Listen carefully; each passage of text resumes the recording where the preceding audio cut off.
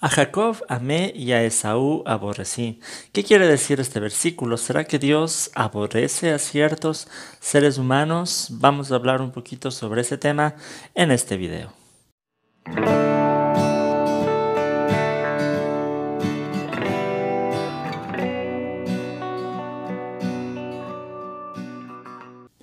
Que el Señor les bendiga, queridos amigos, hermanos, bienvenidos a mi canal.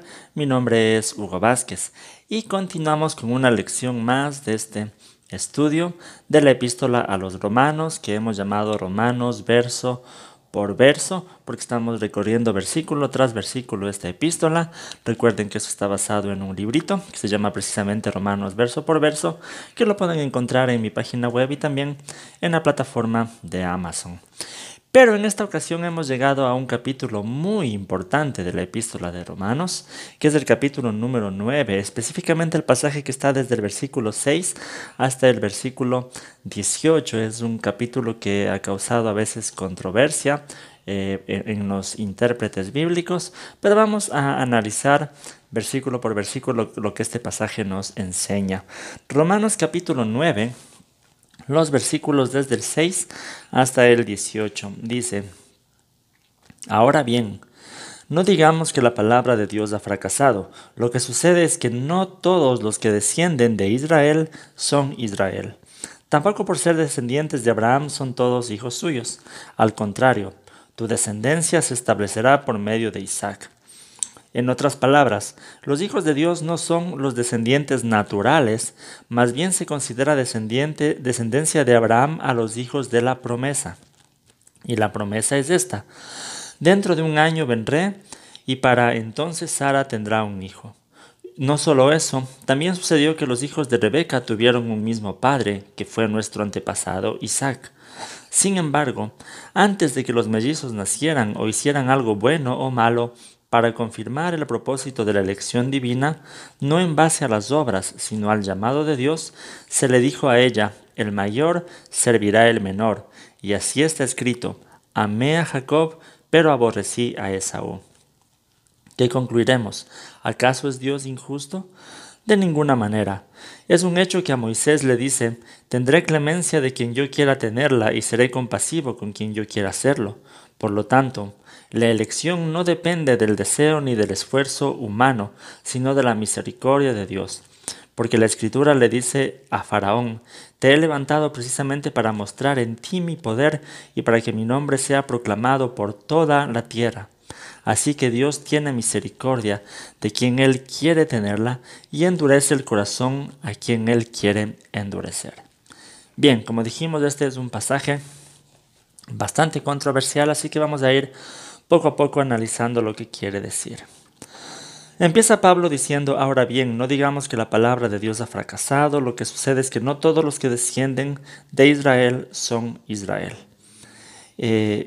Como ya Pablo ha mencionado antes en esta misma epístola, declarando que no todos los descendientes naturales de Abraham son parte de Israel, obviamente Pablo iba a tener algunas objeciones por parte de sus lectores judíos. Y Pablo se adelanta aquí a responder a esas objeciones y repite nuevamente la idea de que no es que las promesas de Dios para con Israel hayan fallado, porque eso tal vez estaban preguntándose muchos de sus lectores, y entonces las promesas que Dios hizo a Israel ahora ya no se cumplen. Pablo dice: no es que las promesas de Dios hayan fallado, sino que no todos los descendientes según la carne en realidad son miembros del pueblo de Dios. Eso ya lo había dicho en el capítulo 2, en los versículos 28 y 29. No todos los descendientes según la carne de Abraham son parte del pueblo de Dios. Y para profundizar su argumento, Pablo usa algunas ilustraciones tomadas de historias de las Escrituras. La primera es con respecto a la descendencia de Abraham, que fue por parte de Isaac y no por parte de Ismael, ya que Isaac sí fue el hijo de la promesa. Abraham también tuvo descendencia por parte de Ismael, pero la que cuenta como pueblo de Dios, dice Pablo aquí, es la descendencia de Isaac. Ahora, claro que Pablo lo usa esto alegóricamente para hablar de los que son los hijos de la promesa. Y la segunda ilustración que toma Pablo es la que está tomada en cambio de los hijos de Isaac, que son Jacob y, y Esaú.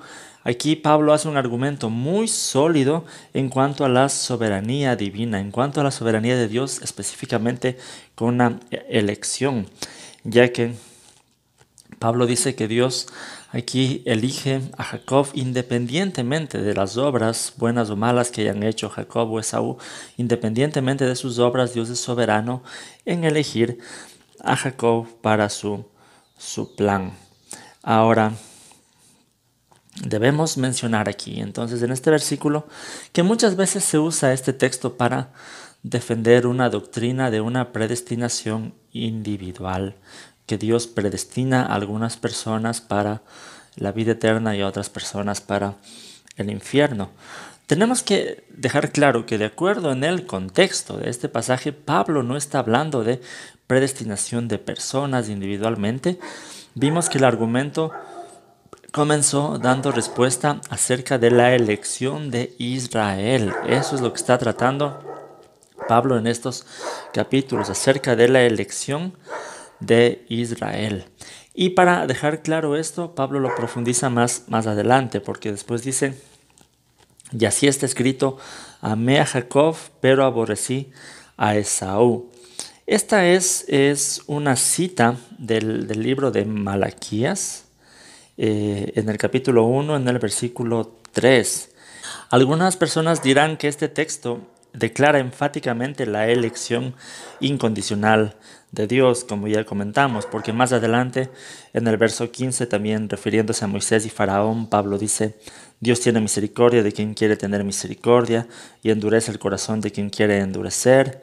Y más adelante en el verso 16 dice: por lo tanto, la elección no depende del deseo ni del esfuerzo humano, sino de la misericordia de Dios. Seguimos recordando entonces que Pablo está hablando de la elección de Israel, no necesariamente de una elección individual. Y así fuera así una elección individual, la clave del pasaje está en lo que dice en el versículo 16, cuando dice: por lo tanto, la elección no depende del deseo ni del esfuerzo humano, sino de la misericordia de Dios. Es decir, la elección depende de la misericordia de Dios. Entonces tenemos que plantearnos la pregunta: ¿de quién tiene Dios misericordia? Si la elección depende de la misericordia de Dios, ¿de quién tiene Dios misericordia? ¿Será que solo de unos pocos? ¿Será que solo del pueblo de Israel? ¿Será que de todos? Vamos a seguir hablando sobre eso. Pero bien, la cita es de Malaquías 1:3. Si analizamos el contexto de este pasaje, veremos que Pablo, cuando cita esto, está hablando a los judíos que reclamaban el que ya no se sienten parte de la nación elegida por Dios. Y ese mismo pasaje en Malaquías se refiere precisamente a la elección del pueblo de Israel, ya que Jacob en Malaquías representa a Israel y Esaú representa a todas las naciones paganas, quienes fueron, sí, rechazadas por Dios, pero no porque Dios sea arbitrario en rechazar personas, sino por causa de sus idolatrías, de sus pecados, y porque ellos rechazaron al único Dios. Y en cuanto al amor de Jacob, se está refiriendo, como ya dijimos, a la elección que Dios hizo de Israel, no por las obras de esta nación, sino por la gracia y la misericordia de Dios. Pero, esto es importante, la elección de Israel nunca significó el rechazo de las demás naciones. Dios no eligió a Israel y decidió reprobar a las demás, así arbitrariamente. Dios eligió a Israel, pero como dice la promesa a Abraham, para bendecir a las demás naciones de la tierra. Es decir, la elección soberana de Dios por Israel nunca significó el rechazo del resto de naciones de la tierra. Entonces no podemos caer en el error que cayó el pueblo de Israel, de sentirse los únicos elegidos por Dios. Ahora tal vez a veces como iglesia queremos sentirnos de esa manera, pero no es así. Dios nos ha elegido, pero para bendecir, para llevar la salvación a las demás personas. Otra clave importante que nos indica que la comparación entre Jacob y Esaú no tiene nada que ver con la elección para salvación, nos encontramos en la historia de estos dos mismos personajes. Dios eligió a Jacob para continuar con su plan, pero esto no significó de ninguna manera la reprobación de Esaú.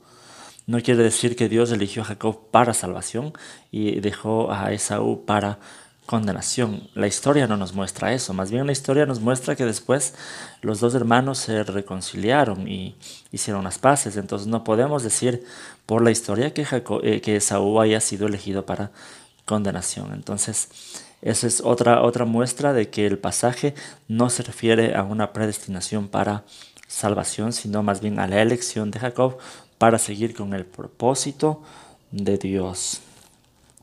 Otra cosa importante, que cuando dice el texto que Dios aborreció a Esaú, el término en el griego aquí es miseo, que no necesariamente tiene que referirse a un odio como nosotros lo entendemos, sino también puede referirse a amar menos o amar con menos intensidad. Es un término que Jesús mismo lo usó para referirse a la prioridad que debe significar Él por sobre nuestras relaciones familiares. Por ejemplo, en Lucas 14:26 dice: si alguno viene a mí y no sacrifica el amor a su padre, a su madre, a su esposo, a sus hijos, a sus hermanos y a sus hermanas, y aún a su propia vida, no puede ser mi discípulo. Aquí en la NBI se traduce como sacrificar el amor, en la Reina Valera se traduce como aborrecer, porque el término en el griego es el mismo, miseo, que aquí se está usando para referirse a que Dios aborreció a Esaú. Entonces, ¿será que Dios nos está pidiendo aborrecer a nuestros familiares? No, nunca, en ningún caso, porque no es esa necesariamente la traducción del término en el griego miseo. Ahora, con respecto a la pregunta que nos planteamos sobre de quién tiene Dios misericordia, que es la clave de interpretar la elección, Pablo decía que Dios tiene misericordia de quien Él quiere tener misericordia. Y en el capítulo 11 de Romanos, en el versículo 32, dice: en fin, Dios ha sujetado todas las cosas a la desobediencia con el fin de tener misericordia de todos. Si leemos este texto así, sin ningún prejuicio doctrinal, veremos que el texto dice que Dios quiere tener misericordia de todos, y esto está a la par de muchos otros textos de la Biblia donde dice que Dios ama y tiene misericordia de todos. Tanto amó Dios al mundo, ¿sí? Que entregó a su Hijo para todo aquel que en Él cree. Eso es muy importante. Ahora, continúa el texto. Pablo dice más adelante: porque la Escritura le dice a Faraón: te he levantado precisamente para mostrar en ti mi poder, para que mi nombre sea proclamado por toda la tierra. Así que Dios tiene misericordia de quien Él quiere tenerla y endurece a quien Él quiere endurecer. Bien, ya mencionamos que la elección se basa en la misericordia de Dios y que Dios quiere tener misericordia de todos. Pero ¿qué hay de la segunda parte de este texto donde dice que endurece el corazón a quien Él quiere endurecer? Esto también se ha tomado a veces para hablar de una doble predestinación, de que Dios decretó que algunos vayan al infierno, pero para comprender esta afirmación debemos plantearnos la siguiente pregunta: ¿existe alguna persona que no haya tenido el corazón duro antes de conocer a Jesús, que Dios haya tenido que endurecer su corazón? Y la respuesta claramente es no. Incluso en los primeros capítulos de esta epístola, Pablo nos mostró que al final toda la humanidad teníamos un corazón duro, endurecido.